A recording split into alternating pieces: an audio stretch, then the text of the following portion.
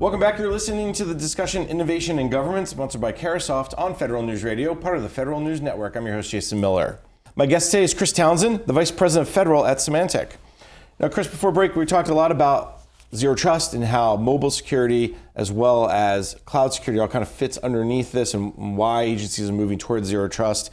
And this kind of leads us down to this path of the reason why zero trust software-defined perimeter is getting so much attention is because, and we seem to say this all the time, it's harder and harder to defend your networks, harder and harder to defend your systems and data. So maybe start with a little bit of what trends are you seeing in cybersecurity beyond it's hard? Sure. So, going back to the last segment, we did talk about zero trust and software-defined perimeter and why that's so important. One of the advantages of software-defined perimeter, whether you're in a BYOD environment or a government-furnished environment, software-defined perimeter has the intelligence to understand, hey, are you trying to access a system or an application with a government-furnished device, with your own device? Are you doing it from a geographic location that makes sense, or are you doing it from someplace that you shouldn't be? All of those things we can factor in now with the software-defined perimeter technology to improve security and improve the control that you have to certain systems and applications dependent upon what device you're using and where you're accessing from. So there's some real value there.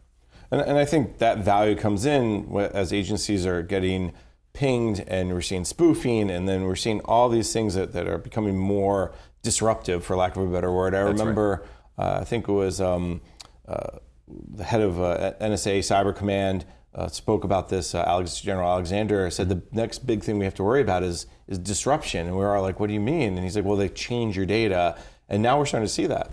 That's absolutely right. So changing the data, I mean, we've seen some of the AI deepfake stuff. I mean, that's fascinating there. In fact, there was a story that was relayed to me, and I don't have all the details, but it was very interesting where someone used an AI deepfake voice of a CEO to call a finance department to tell them to issue a check, and then followed up with an email, and the finance department cut the check, and it was a new way of doing social engineering by using the AI deepfake technology. So yeah, there are certainly disruptions. There are the AI deepfakes, and then we used to talk a lot about ransomware over the last couple of years. We just did our internet security threat report. It's still important. We're seeing some form jacking, crypto jacking, and other things. But ransomware is still really prevalent in destroying of data, not just disruption and inserting bogus data, but actually destroying the data. And if your environment's locked up and you can't access your network or you can't access any of your critical systems, that's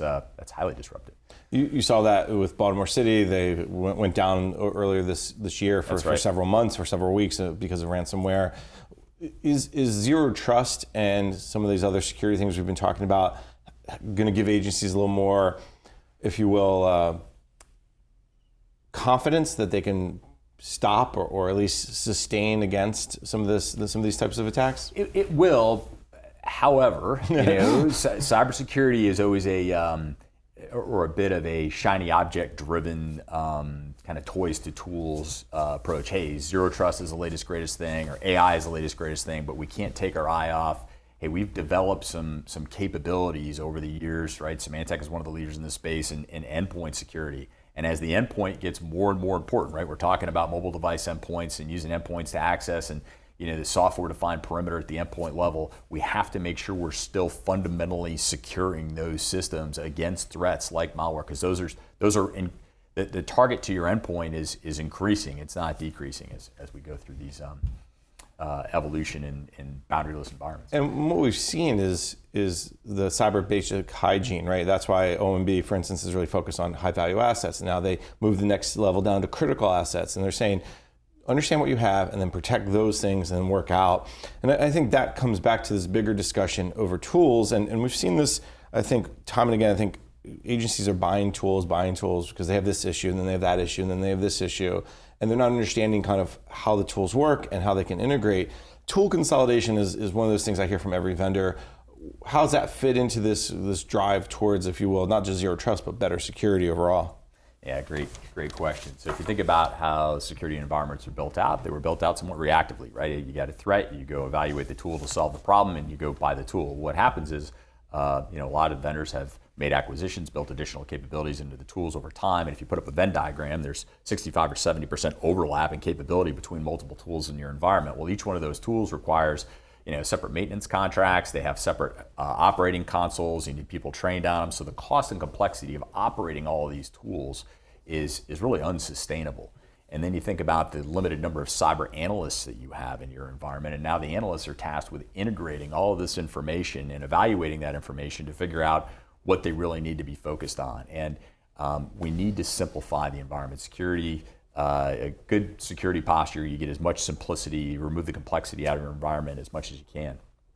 And we're going in and talking to customers. I was in a large agency just a couple of weeks ago, and we were talking about cloud security and zero trust and all the topics, mobile security, and we started talking about tools consolidation. And one of the senior executives in this meeting piped up and said, "Look, I want to understand more about tools consolidation." And I talked to her about what we had done with a large financial at Symantec a couple of years ago, European-based bank. They were spending $70 million a year on their security tools, not operational costs, but just O&M and CapEx expense on their security tool infrastructure. And we came in and we said, look, we know a lot of the other tools that you're using. You have a lot of overlapping capability. We can help you consolidate, and we think we can save you a significant amount of money. They said, great. Here's all the tools we're using. Here's the costs that we have. You come in and prove to us where you can consolidate. So they did we put a list together. They came in, we did a bake-off of every single one of the tools that we said we could replace the capabilities that you're using or where they could consolidate, and we saved them $20 million a year in hard dollar cost savings. That doesn't take into account the productivity increase and the overall improvement of their security posture by driving that complexity out of the environment. So tools consolidation in the cybersecurity space is real, and it's something that everybody should be looking at. That's a great example because it's not just cost avoidance, right? Which a lot of times we hear from agencies. Well, we avoided spending X. That's hard dollars because they went from this. I know it's a bank, but they went from 70 million to 50 million, and then they could repurpose that 20 million. And I think agencies have that opportunity to do the same. When you talk to agencies, do you see the same type of, whether it's 5 million or 20 million or 100 million, same type of opportunity because one big push is to take that money then and push it into IT modernization. Oh, absolutely. And and again, the hard dollar cost savings are significant, but if you look at the productivity increase and the overall improved in efficacy, the improvement of efficacy, the cybersecurity environment in your security analyst is huge if you can get an integrated platform. And then you can start to adopt things like data analytics and really start to drive toward automation with AI and ML. So, the integration, simplification, and consolidation has a lot more benefit outside of just the dollar savings.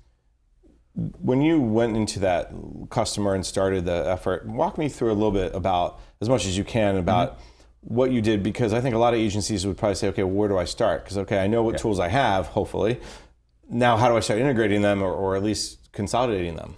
Yeah, and again, just to be clear, I wasn't the person that led that effort with the bank. It was someone else within our company. But we went in and asked them, hey, let's take an inventory of all of the security tools you're using.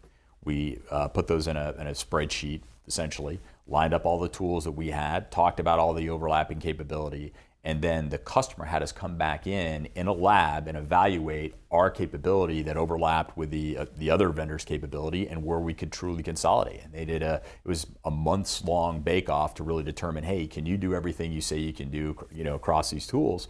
And once we proved out that we could, and then they looked at the potential cost savings of, hey, I can eliminate this tool and just use this tool. It was that $20 million savings. We're going through this effort right now with a large federal agency. We relayed that same example, and they said, come in and do that for us. So we're in the process of doing that same thing, right? It's just evaluating all this. And as a vendor, we know all the tools we're using. I think in order to do that more effectively, Jason, we just have to have that open dialogue with the customer. So often you kind of have that arm's length vendor customer relationship where it doesn't facilitate us coming and go, show us the other tools you're using and let's figure it out. We need to start to get beyond that. What are some of the common, if you will, potholes or obstacles that agencies face when it comes to tool consolidation? Because it seems to be very similar to data center consolidation. Well, I got to see with the blinking lights, or I have to hug the data server, or is it a very similar kind of change of culture? Oh, certainly. So, there's always been a push-pull between security and network, right? Hey, is a firewall a network device or is it a security device, right? So you have to break through some of those political silos, certainly. And then, as vendors, we take a lot of blame for not educating our customers on the additional capability we've built into our products over time. So if you bought Symantec endpoint protection 10 years ago, today it's a very different, much more robust product. And if our account teams haven't been proactively educating the customer on all the additional capability that we've built into that platform, they may have gone out and bought other tools to augment that, not knowing we've built that capability in. So we've created some of that problem in the vendor community. It's nice to hear you admit the first step to solving the problem is admitting you have a problem. That's right. Has that also caused you guys to change how you approach selling and kind of talking to federal customers? Yeah, absolutely.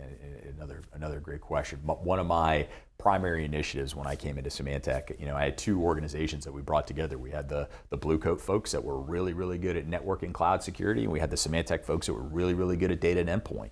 Now we're merging those two solutions together.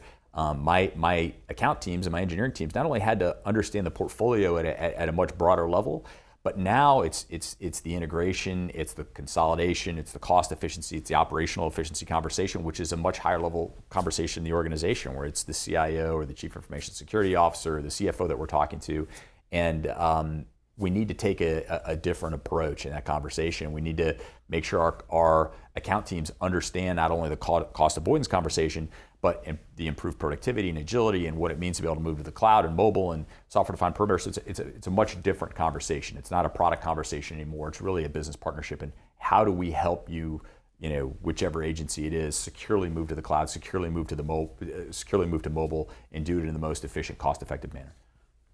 It's interesting you bring up the partnership. One of the things that we see when it comes to, for instance, IT modernization, and I was just working on a story recently about the Federal IT Acquisition Reform Act, FITARA, and one of the agencies that made some success there is they stopped talking about FITARA as an IT program, as a law. They talked about it as a process improvement, a program improvement. Is cyber moving into that realm now? When you bring in a CFO and you bring in the program folks, it's not just, well, we got to shut off this port and stop this type of attack, but it's we have to ensure you can do your job. Absolutely. The Chief Information Security Officer position has really evolved over the last few years from a technologist to more of a risk mitigation specialist and a business level specialist. So hey, we've got this limited number of resources. We have these risks in order of priority. How do we align these resources to mitigate these risks at a business level or a mission level, unless on a technology level? So yeah, security has become fundamental to everything that you do, and it needs to be a discipline rather than a kind of corner case technology. At the same time, you brought up the word risk, and let's just go down that path briefly. When you're talking with your customers and having the conversations, whether it's mobile or cloud or zero trust, is that the main topic that you guys that comes up is risk, mitigating risk, understanding your risk, or is that still or agencies still too focused on, well, I need to protect whatever I'm trying to protect, this system, this data? Like, where does risk play in the discussions? So ideally, the data that they're focused on protecting was from a risk mitigation exercise, right? Hey, we've got this data, we need to provide access to it, we need to be more agile in terms of how we're accessing the data, we're moving to cloud, so we need to implement architectures and platforms that protect that data, predicated by a risk mitigation exercise. Right. I've sat down with some civilian agency CISOs that have showed me some red, yellow, green spreadsheets that show how they're focused on buying down risk around high value assets. So it's absolutely part of the strategy that they're implementing. All right. It's good news because we continue to talk about risk every NIST publication, every OMB memo. Chris, this has been a fascinating conversation. Unfortunately, we're out of time for today. So let me thank my guest, Chris Townsend, the Vice President of Federal at Symantec. Chris, thank you so much for taking the time. Thanks for having me as always, Jason. Appreciate it. I'm Jason Miller, and you've been listening to the discussion Innovation in Government, sponsored by Carahsoft on Federal News Radio, part of the Federal News Network. For more on this discussion, visit federalnewsnetwork.com and search innovation.